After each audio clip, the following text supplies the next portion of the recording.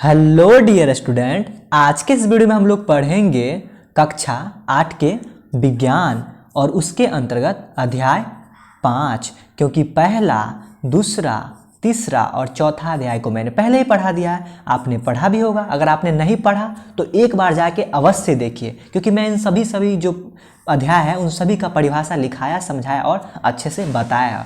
और इस वीडियो के माध्यम से भी मैं सभी परिभाषा को आपको बताऊंगा, समझाऊंगा और अच्छे से लिखवाऊंगा। तो चलिए बिना देरी के वीडियो को स्टार्ट करते हैं। अध्याय 5 का जो नाम है, अध्याय 5 का क्या नाम है? पौधे एवं जंतुओं का संरक्षण। आखिर पौधे का कैसे संरक्षण किया जाता है, जंतुओं को कैसे किया जाता है, कहाँ रखा जाता है, उन जगह को क्या कहा जाता है, इन सभी के बारे में हम 8वां के 5वां अध्याय में पढ़ेंगे। कक्षा 8 के 8वां के अध्याय 5 में हम लोग पढ़ेंगे। और यह अध्याय 5 है और 5 में आप जान ही गए क्या है, पौधे एवं जंतुओं का संरक्षण। देखिए क्या लिखा हुआ है। हमने देखा था कि कक्षा 7 में बूझो एवं पहेली ने प्रोफेसर अहमद एवं टीबू के साथ वन भ्रमण पर किया गया था। यानी कि वो कहीं जा रहे हैं वन भ्रमण पर, वन में जा रहे हैं और वहाँ क्या देखिए क्या है, कुछ भरतपुर अभ्यारण्य भ्रमण करने गए थे। उनमें काजीरंगा राष्ट्रीय उद्यान, क्या है, लोकचाऊ वन्य जंतु अभ्यारण्य तथा ग्रेट निकोबार बायोस्फीयर रिजर्व, बृहद निकोबार जैव मंडल संरक्षित क्षेत्र, बाघ संरक्षित क्षेत्र इत्यादि के बारे में सुना है। मतलब इन सब ये होता क्या है, यहाँ पे होता क्या है, यही सब है यहाँ पे। यहाँ सबसे बड़ा देखिए क्या लिखा हुआ, राष्ट्रीय उद्यान वन जीव अभ्यारण्यों एवं जैव मंडल संरक्षित क्षेत्रों को बचाने का क्या उद्देश्य है? क्योंकि इनका उद्देश्य इसलिए है क्योंकि अगर जानवर रहेंगे तभी तो पर्यावरण का संतुलन बनेगा ना। इसीलिए इन सभी को क्या संरक्षण करना अति आवश्यक है, चाहे वो पेड़ पौधा हो या फिर जीव जंतु हो। देखिए वन्यमूलन क्या है, वन्यमूलन एवं इसके कारण हमारी पृथ्वी पर नाना प्रकार के पौधे एवं जंतु पाए जाते हैं, यानी कई प्रकार के पाए जाते हैं। ये मानव जाति के अस्तित्व एवं भली प्रकार से रहने के लिए आवश्यक होते हैं। आज इन जीवों के अस्तित्व के लिए वन्यमूलन एक बहुत बड़ा खतरा बन गया है। हम जानते हैं कि वन्यमूलन का अर्थ है वनों को समाप्त करने पर प्राप्त भूमि का अन्य कार्यों में उपयोग करना। यानी कि वन्यमूलन का असल में मतलब क्या होता है कि वन भूमि जो होता है, वन को समाप्त करके, वन्यमूलन का मतलब वन को समाप्त करके उनका इस्तेमाल किसी न किसी दूसरे कार्यों में करना क्या कहलाता है, वन्यमूलन कहलाता है। वन में वृक्षों की कटाई निम्न उद्देश्यों से की जा सकती है। मतलब कई उद्देश्य हो सकते हैं वृक्षों की कटाई वन में वन जहाँ पे बहुत सारे वृक्ष होते हैं वहाँ पे कई कारण हो सकते हैं। उनमें क्या हो सकता है, कृषि के लिए हो सकता है, घर एवं कारखाना बनाने के लिए हो सकता है, निर्माण के लिए, फर्नीचर निर्माण के लिए बनाने के लिए हो सकता है, लकड़ी का ईंधन के रूप में उपयोग करने के लिए हो सकता है। इन सभी कारणों से क्या हो सकता है, वन्यमूलन हो सकता है, यानी कि जंगलों की कटाई हो सकता है। बस ये जानना है आपको। और देखिए क्या है, दावानल एवं भीषण सूखा भी वन्यमूलन के कुछ प्राकृतिक कारक है। ठीक है, प्राकृतिक को आप जानते ही होंगे, आपने पिछले अध्याय में पढ़ा है प्राकृतिक का मतलब क्या होता है। और यहाँ देखिए वन्यमूलन का क्या है, परिणाम क्या हो सकता है। देखिए पहले में जो वन्यमूलन के परिणाम याद करने का प्रयास किया, उसने क्या, वन्यमूलन से पृथ्वी का पर ताप एवं प्रदूषण के स्तर में वृद्धि होती है। इससे वायुमंडल में कार्बन डाइऑक्साइड का स्तर बढ़ता है, भौम जल स्तर भी निम्नीकरण हो जाता है। उन्हें पता है कि वन्यमूलन और प्राकृतिक संतुलन भी प्रभावित होता है। यानी कि कहने का मतलब वन्यमूलन से क्या होता है, कई प्राकृतिक जो होते हैं वो क्या होते हैं, प्रभावित होते हैं। जो प्राकृतिक वन हो गया, ये क्या है, ताप प्रदूषण हो गया, ये सब क्या है, ये सभी प्रभावित होते हैं किससे, वन्यमूलन से होते हैं। बस ये आपको जानना है। और यहाँ देखिए क्या लिखा हुआ है, याद कीजिए कि प्रकाश संश्लेषण की क्रिया में पौधों को भोजन बनाने के लिए कार्बन डाइऑक्साइड की आवश्यकता होती है। कम वृक्षों का अर्थ है कि कार्बन डाइऑक्साइड के उपयोग में कमी आना, जिससे वायुमंडल में इसकी मात्रा बढ़ जाती है। यानी कि अगर वृक्षों की कटाई होगा तो कार्बन डाइऑक्साइड कहाँ से होगा, ऑक्सीजन कहाँ से मिलेगा। यानी हो ना हो वन्यमूलन कई खतरा साबित हो सकता है। बस यही है, यानी वन्यमूलन ज़्यादा सही नहीं है, क्योंकि आप वनों की कटाई कर देंगे तो हमें ऑक्सीजन मिलेगा कहाँ से। बस यही सब जानना है इसमें। क्योंकि कार्बन डाइऑक्साइड पृथ्वी द्वारा उत्सर्जित उष्मीय विकिरणों का प्रग्रहण कर लेती है, अतः इसकी मात्रा में वृद्धि के परिणामस्वरूप विश्व क्या है, उष्णन होता है। पृथ्वी के ताप में वृद्धि के जल चक्र का संतुलन बिगड़ता है और वर्षा दर में कमी आती है, जिससे कारण सूखा पड़ता है। यानी सूखा कब पड़ता है, जब वर्षा नहीं होती है तो क्या पड़ता है, सूखा पड़ता है। उसी को तो सूखा कहा जाता है। और ठीक ऐसे ही देखिए यहाँ पे एक टर्म है, क्या है, देखिए क्या लिखा हुआ है, उर्वरता भी अपेक्षाकृत कम होती है, धीरे धीरे उर्वर भूमि मरुस्थल में परिवर्तित होती है, जिसे मरुस्थलीकरण कहते हैं। यानी कि जब सूखा पड़ता है तो वहाँ पानी की तो कमी हो जाती है, और पानी की कमी होती है तो पूरा का पूरा सूख जाता है, इसलिए उसको क्या कहते हैं, मरुस्थलीकरण कहते हैं। ठीक है, आपने मरुस्थलीकरण और वनमूलन समझ गया होगा, वनोन्मूलन समझ गया होगा बहुत अच्छे से। चलिए आगे देखते हैं क्या है। देखिए जो महत्वपूर्ण है ना वही आपको जानना है। यहाँ देखिए क्या लिखा हुआ है, जैव मंडल पृथ्वी का वह भाग है जिसमें सजीव पाए जाते हैं, यानी जिसमें सजीव सभी पाए जाते हैं, जैसे पेड़ पौधा, कौवा हो गया, बकरी, जो भी जानवर जो भी संतुलन बना रहे हैं ना, उन्हें क्या कहा जाता है, जैव मंडल कहा जाता है। बस ये जानना है। अथवा जो जीवन यापन के योग्य हैं। जैव विविधता का अर्थ है पृथ्वी पर पाए जाने वाले विभिन्न जीवों की प्रजातियां, उनके पारस्परिक संबंध एवं पर्यावरण से उनका संबंध, इनको क्या कहता है, जैव विविधता कहा जाता है। जैव विविधता भी वही होता है जो जैव मंडल में जितने जीव जंतु सब रहते हैं ना, उनका एक दूसरे से जो संपर्क होता है उन्हें क्या कहते हैं, जैव विविधता कहते हैं। बस यही जानना है आपको। और यहाँ देखिए वनों को वनों या फिर क्या बोलते हैं, जीव जंतु को सुरक्षित रखने के लिए क्या हो सकते हैं, वन्य जंतु अभयारण्य, राष्ट्रीय उद्यान, जैव मंडल, संरक्षित क्षेत्र इत्यादि हो सकते हैं। जो पौधे और जंतु क्या है, संरक्षित एवं सुरक्षित क्षेत्र हैं। ठीक है, उसके बाद देखिए क्या लिखा हुआ है, वनस्पति जात और प्राणी जात और उनके आवासों के संरक्षण हेतु संरक्षित क्षेत्र चिन्हित किए गए हैं, जिन्हें वन्यजीव अभयारण्य, राष्ट्रीय उद्यान और जैव मंडल आरक्षित क्षेत्र कहते हैं। जी हाँ, वृक्षारोपण, कृषि, चारागाह, वृक्षों की कटाई, शिकार, खाल प्राप्त करने हेतु शिकार इन क्षेत्रों में निषिद्ध होता है। जी हाँ, इन क्षेत्रों में आप किसी प्रकार के शिकार या फिर कुछ भी कर नहीं सकते हैं, वृक्षों की कटाई भी नहीं कर सकते, क्योंकि ये संरक्षित क्षेत्र होता है। वो देखिए सबसे बड़ा क्या है, वन्यजीव अभयारण्य, वह क्षेत्र जहाँ जंतु हैं उसके आवास किसी भी प्रकार के विक्षोभ से सुरक्षित रहते हैं। वन्यजीव अभयारण्य क्या होता है, जहाँ पे सुरक्षित रहते हैं, क्या रहते हैं, जंतु रहते हैं, उन्हें वन्यजीव अभयारण्य कहा जाता है। उसी प्रकार से होता है राष्ट्रीय उद्यान, वन्य क्या है, जंतुओं के लिए आरक्षित क्षेत्र होता है। जो वन में रहने वाले जंतु होते हैं उनको रहने का एक आरक्षित क्षेत्र होता है, जिसे क्या कहते हैं, राष्ट्रीय उद्यान कहते हैं। उसी प्रकार होता है क्या, एक जैव मंडल आरक्षित क्षेत्र होता है। वन्य जीवन, पौधों और जंतु संसाधनों और उस क्षेत्र के आदिवासियों के पारंपरिक ढंग से जीवन यापन हेतु क्या है, विशाल संरक्षित क्षेत्र, यानी उनका जो दैनिक क्रियाकलाप है और जो भी जैसे पौधे हुए, जंतु हुए, संसाधन हो गए, ये सभी को जो रखने का जो जहाँ पे आरक्षित क्षेत्र होते हैं ना, उसे जैव मंडल आरक्षित क्षेत्र कहा था। मतलब कहने का मतलब, ये तीनों पॉइंट कहने का मतलब क्या है, ये सभी क्या है, रहने का स्थान है आरक्षित, जो कि यहाँ पे पेड़ पौधा हो या जीव जंतु हो, सुरक्षित और संरक्षित रहता है, कई सुरक्षा के साथ रहता है। यहाँ देखिए क्या लिखा हुआ है, जैव विविधता के संरक्षण के उद्देश्य से जैव मंडल आरक्षित क्षेत्र बनाए गए हैं। बस जैव विविधता आपने समझ गया कि हमारे आसपास जितने भी जीव जंतु एक दूसरे पे क्या है, निर्भर है, इन्हीं को तो जैव विविधता कहा जाता है। बस यही पता करना है आपको।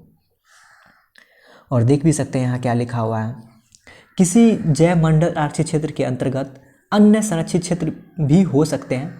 क्या है, पंचमढ़ी जैव मंडल आरक्षित क्षेत्र में सतपुड़ा नामक एक राष्ट्रीय उद्यान तथा बोड़ी एवं पंचमढ़ी नामक 2 वन्य जंतु अभयारण्य है। मतलब कहने का मतलब कुछ नाम दिया हुआ है, जैसे कि जैव मंडल का नाम बताया आरक्षित क्षेत्र का पंचमढ़ी, क्या पंचमढ़ी है, ये नाम है। इसी प्रकार से सतपुड़ा का है राष्ट्रीय उद्यान, ये सभी का नाम है। ऐसे ही करके आप भी यहाँ पे चाहे तो आप अपने जिले या फिर प्रदेश या फिर अपने देश का लिख सकते हैं।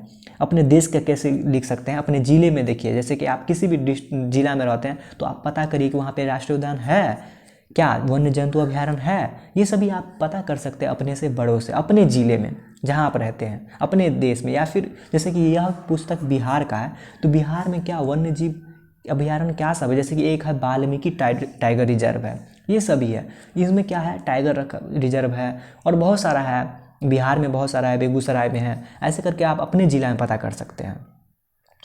कुछ दिया भी हुआ है, देखिए किस तरह से सतपुड़ा का राष्ट्रीय उद्यान दिया हुआ है, देखिए पंचमढ़ी का दिया हुआ है, बोड़ी अभयारण्य दिया हुआ है। इसी तरह आपके ज़िले में भी या फिर हो सकते हैं राज्य में, आप देख सकते हैं।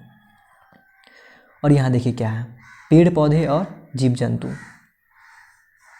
यहाँ देखिए क्या लिखा हुआ है, वनस्पति जात और प्राणी जात। देखिए वनस्पति का मतलब होता है पेड़ पौधा और प्राणी का मतलब जो जीव जंतु होते हैं, जैसे कि मनुष्य भी प्राणी ही है, प्राणी जात में ही आते हैं। बकरी, भेड़, कुत्ता, बिल्ली, कौवा, ये सभी क्या है, ये सभी प्राणी जात हुआ। और वनस्पति में जितने भी पेड़ पौधा, आम का पेड़, किसी भी चीज़ का पेड़ है इसे क्या कहते हैं? प्राणी, जब वनस्पति जात कहते हैं। यहाँ देख लीजिए, साल, सागौन, आम, जामुन, सिल्वर, फर्न, अर्जुन इत्यादि क्या है? वनस्पति जात। और चिकारा, नाल, गाय, बैंकिंग, हिरन क्या है ना, चीतल, तेंदुआ, जंगली कुत्ता, भेड़िया इत्यादि ये सब क्या है? ये सभी प्राणी जात के उदाहरण हैं। आपने समझ गया होगा। यानी मैं अगर आपसे पूछूं, यहाँ देखिए किसका कुत्ता का दिख रहा है, तो कुत्ता क्या होगा? अगर कुत्ता मान लेते हैं अगर है तो क्या हुआ? क्या है? ये प्राणी जात है। यहाँ हिरन है ना, तो हिरन क्या होगा? हिरन क्या होगा? प्राणी जात होगा। ये क्या है? जो भी है। भेड़िया है तो भेड़िया क्या होगा? भेड़िया होगा प्राणी जात। आपने समझ गया। तेंदुआ देख रहे हैं, ये भी क्या है? प्राणी जात। और यहाँ देखिए किस तरह फर्न का पौधा है। क्या है ये फर्न का पौधा है। क्या? वनस्पति जात है। और जामुन का पेड़ आपने देखा होगा, ये क्या है? वनस्पति है। यानी पेड़ पौधा मतलब वनस्पति। आपने समझ गया होगा। यहाँ देखिए क्या लिखा हुआ है, पौधे एवं जंतुओं की वह स्पीशीज, मतलब कि एक, मतलब कह सकते हैं जाति, जो किसी विशेष क्षेत्र में विशिष्ट रूप में पाया जाता है उसे विशेष क्षेत्रीय स्पीशीज कहते हैं। मतलब कोई विशेष क्षेत्र में, जैसे कि जंगल हुआ तो जंगल में ऐसा ज़्यादातर देखिए, जैसे कि लोमड़ी है, लोमड़ी अक्सर जंगल में, उसे पालतू नहीं बना सकते, इसे विशेष क्षेत्रीय स्पीशीज कह सकते हैं। ठीक है, वही है बस। देखिए क्या लिखा हुआ है, स्पीशीज सजीवों की समष्टि का वह समूह है जो एक दूसरे के अंतर्जनन करने में सक्षम होते हैं। इसका अर्थ है कि किसी एक जाति के सदस्य केवल अपनी जाति के सदस्यों के साथ एवं अन्य जाति के सदस्य को छोड़कर जननक्षम संतान उत्पन्न कर सकते हैं। एक जाति के सदस्यों में समान लक्षण पाए जाते हैं, बस यही है। और यहाँ देखिए क्या लिखा हुआ है, वन्य जीव अभयारण्य के बारे में। क्या लिखा हुआ है, जहाँ वन्य प्राणी जंतु सुरक्षित एवं संरक्षित रहते हैं, इन्हें क्या कहते हैं? वन्य प्राणी अभयारण्य कहते हैं। आपने समझ गया होगा वन्य प्राणी अभयारण्य क्या होता है। जहाँ पे क्या है, जहाँ पे क्या रखा जाता है? वन्य प्राणी जंतु को क्या कहते हैं? सुरक्षित रखा जाता है, संरक्षित करके रखा जाता है, उसी को तो कहा जाता है। और यहाँ देखिए कुछ महत्वपूर्ण संकटापन वन्य जंतु, जैसे कि काले हिरन, श्वेत आँख वाले हिरन, हाथी, सुनहरा बिल्ली, गुलाबी सिर वाली बत्तख, घड़ियाल, कच्छ मगरमच्छ, अजगर, गेंडा इत्यादि हमारे वन्य प्राणी अभयारण्य में सुरक्षित व संरक्षित है। यानी कि ये रखा गया, वन्य जीव अभयारण्य में ये रखा गया है। भारतीय अभयारण्य में अनूठे क्या है? दृश्य भूमि, बड़े समतल वन, पहाड़ी वन एवं बड़ी नदियों की डेल्टा की झाड़ी भूमि अथवा क्या है? बुशलैंड है। यानी कि कहने का मतलब है कुछ होते हैं क्या, जो क्या होते हैं? विलुप्त होने वाले होते हैं, उनको जाके रख दिया जाता है किसमें? वन्य जीव अभयारण्य में, ताकि वह सही सलामत वहाँ पे सुरक्षित रह सके। बस यही है। और एक क्या होता है? राष्ट्रीय उद्यान। राष्ट्रीय उद्यान में देखिए क्या है लिखा हुआ है, विशाल आरक्षित क्षेत्र है तथा पर्यावरण के संपूर्ण संगठनों का संरक्षण करने में पर्याप्त है। इन्हें राष्ट्रीय उद्यान कहते हैं। यह वनस्पति जात, प्राणी जात, दृश्य भूमि, ऐतिहासिक वस्तु को संरक्षित क्या है? संरक्षण करते हैं। यानी कि इसमें वनस्पति प्राणी जात जो होते हैं, इन सभी को इसमें भी रखा ही जाता है। इसमें भी उदाहरण के तौर पे देख सकते हैं क्या लिखा हुआ है, सतपुड़ा राष्ट्रीय उद्यान की चट्टान में आवास शरण में स्थित है। यह इन वनों की मनुष्य में गतिविधियों के प्रागैतिहासिक प्रमाण है, जिससे हमें आदि मानव के जीवन यापन के बारे में पता चलता है। जी हाँ, पुराने समय का भी उसमें रखा रहता है, जिनसे पता चल जाता है, प्रमाण मिलता है। चट्टानों की इन मानव आवासों के कुछ पेंटिंग कलाकृति भी मिलती है। पंचमढ़ी जैव मंडल संरक्षित क्षेत्र में 55 चट्टान आवास की पहचान की जा चुकी है। जंतु एवं मनुष्य में इन कलाकृतियों में लड़ते हुए शिकार, नृत्य एवं वाद्य यंत्रों बजाते हुए दर्शाया गया है। आज भी अनेक आदिवासी जंगल में रहते हैं। जी हाँ, आज भी आदिवासी रहते हैं। आदिवासी उनको ही कहा जाता है जो जंगल में ज़्यादातर रहते हैं। और यहाँ देखिए हमारी सरकार ने बाघों को संरक्षण में प्रोजेक्ट टाइगर अथवा बाघ परियोजना लागू की। यानी कि बाघ परियोजना, ताकि बाघ को संरक्षण किया जा सके, उसे क्या कहते हैं? प्रोजेक्ट टाइगर कहते हैं। क्या कहते हैं? प्रोजेक्ट टाइगर कहते हैं। और यहाँ देखिए बहुत अच्छा बात लिखा हुआ है, संकटापन्न जंतु, यानी कि ऐसा जंतु जो विलुप्त हो सकते हैं, मतलब कि वो खत्म हो सकते हैं, उन्हें क्या कहते हैं? उन्हें क्या कहते हैं? संकटापन्न जंतु। संकटापन्न जंतु किसे कहते हैं? जो विलुप्त हो सकते हैं, उसे क्या कहते हैं? संकटापन्न जंतु कहते हैं। और हाँ, जो विलुप्त हो सकते हैं संकटापन्न जंतु, आप चाहे तो पता कर सकते हैं ऐसा क्या क्या चीज़ें जो विलुप्त हो सकते हैं। और इन सबको कहाँ रखा जाता है? इन सबको जो रखा जाता है उसे क्या कहते हैं? रेड डाटा पुस्तक। रेड डाटा पुस्तक क्या होता है? जहाँ पे सभी विलुप्त हुए संकटापन्न प्रजातियों का क्या रिकॉर्ड को रखा जाता है, उसे रेड डाटा पुस्तक कहते हैं। तो चलिए कुछ लिखते हैं अपने कॉपी पे। यहाँ आप देख सकते हैं जो आपको अपने कॉपी पे नोट डाउन होना चाहिए, पहला लाइन आपकी कॉपी में लिखा होना चाहिए। क्या होना चाहिए? वनोन्मूलन। क्या होता है? वनों को समाप्त करने पर प्राप्त भूमि का अन्य कार्य में उपयोग करना क्या कहलाता है? वनोन्मूलन कहलाता है। जी हाँ, ये महत्वपूर्ण आपको लिख लेना है कॉपी पे। उर्वर भूमि को मरुस्थल में परिवर्तन होना क्या कहलाता है? मरुस्थलीकरण कहलाता है। वन्य जीव अभयारण्य क्या होता है? वह क्षेत्र जहाँ जंतु हैं वह उनके आवास किसी भी प्रकार के विक्षोभ से क्या होते हैं? सुरक्षित होते हैं। उसे क्या कहते हैं? वन्य जीव अभयारण्य कहते हैं। इसी प्रकार से होता है राष्ट्रीय उद्यान। वन्य जंतुओं के लिए आरक्षित क्षेत्र जहाँ वह आवास और प्राकृतिक संसाधनों का उपयोग कर सकते हैं उसे क्या कहते हैं? राष्ट्रीय उद्यान कहते हैं। और क्या लिखा हुआ है? जिन जंतुओं की संख्या कम है, विलुप्त हो सकती है, उन्हें क्या कहते हैं? संकटापन जंतु कहते हैं। जी हाँ, इसे आप अवश्य अपने कॉपी पे नोट डाउन जरूर करिए। और आगे जो करना है ये करना है कि रेड डाटा पुस्तक क्या होता है। देखिए कितना अच्छा से लिखा हुआ है, जिसमें सभी संकटापन प्रजातियों का रिकॉर्ड रखा था उसे क्या कहते हैं? क्या कहते हैं उसे? रेड डाटा पुस्तक कहते हैं। ये सभी को आपको लिख लेना है, ये सभी को। रेड डाटा पुस्तक क्या होता है? जिसमें सभी संकटापन प्रजातियों का क्या रखा जाता है? रिकॉर्ड रखा जाता है। यानी कि वो क्या विलुप्त तो नहीं ना होने वाला है, ये देखा जाता है। विलुप्त होने वाला है तो इसमें रिकॉर्ड रखा जाता है ताकि इनको संरक्षित किया जा सके अच्छे से, या उनके बारे में लिखा। इसमें बहुत तरह का बात लिखा होता है, एक जो पूरा विलुप्त हो गया है, एक जो विलुप्त होने वाले हैं, इन सभी के बारे में इसमें क्या होता है? लिखा होता है। चलिए दिखाते हैं आपको किताब। लेकिन हाँ, ये सभी आपकी कॉपी पे नोट डाउन जरूर होना चाहिए। यानी कि किसे किसे? पहले ये फिर ये। यहाँ आप देख सकते हैं, देखिए क्या है, अब क्या लिखा हुआ है रेड डाटा पुस्तक के बारे में। वह पुस्तक जिसमें सभी संकटापन स्पीशीज का रिकॉर्ड रखा जाता है, आपने समझ ही गया होगा। और देख सकते हैं कि रेड डाटा पुस्तक के विषय में आधिकारिक वेबसाइट कंप्यूटर पर ये जो है www.will.gov.in ये सभी /invis मतलब जो भी है ये लिखा हुआ, ये सब पे जो सर्च करेंगे तो इनके बारे में पूरा डिटेल आके दिखेगा कि कौन सा जो स्पीसीज है, यानी कि जीव जंतु जो विलुप्त हो चुके हैं, होने वाले हैं, इन सभी का रिकॉर्ड इसमें दिखेगा। चाहे तो आप सर्च कर सकते हैं। इस प्रकार से देखिए क्या लिखा हुआ है? प्रवास। प्रवास का मतलब क्या होता है?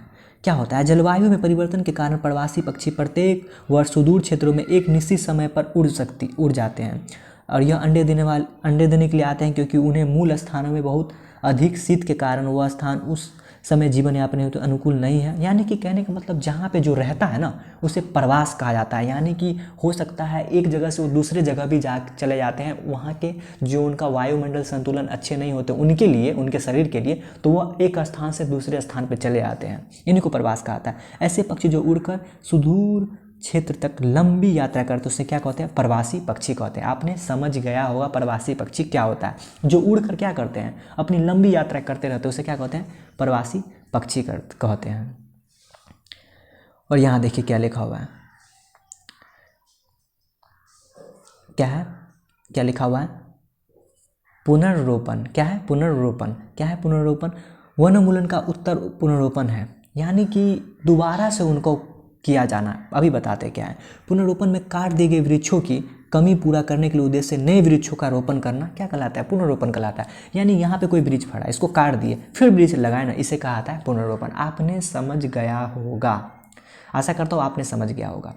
और ये देखिए ये अध्याय उतना बड़ा नहीं है जितना और अध्याय था, वैसा बड़ा अध्याय नहीं था, तो आपको घबराने की बिल्कुल आवश्यकता नहीं। जो मुख्य बात था ना, जैसे क्या था? जैव विविधता, जैव मंडल आरक्षण संरक्षण, वनोन्मूलन, मरुस्थलीकरण, परितंत्र, जो ये जीव मंडल और वायुमंडल मिलकर जितने भी संतुलन बनाते हैं ना, इन्हीं को परितंत्र कहा जाता है। यानी कि जो पेड़ पौधा, जीव जंतु, ये सभी का जो संतुलन आपस में, यही परितंत्र होता है। संकटापन आपने समझ गया, विशेष क्षेत्र भी समझ गया, विलुप्त प्राणी जात, वनस्पति, प्रवासी पक्षी, राष्ट्रीय उद्यान, रेड डाटा पुस्तक, इन सभी के बारे में आपने अच्छे से जाना, समझा और लिखा। अभ्यारण्य के बारे में भी जाना, जहाँ पे क्या है? जीव जंतु को संरक्षित रखा जाता है, उन्हीं को अभ्यारण्य कहा था।